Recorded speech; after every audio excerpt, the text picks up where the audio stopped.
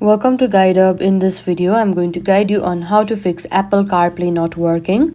For that, you need to go on your settings and there simply tap on General.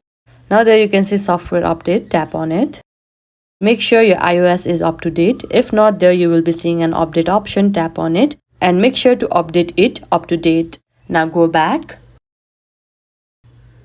Now there you need to go on Screen Time.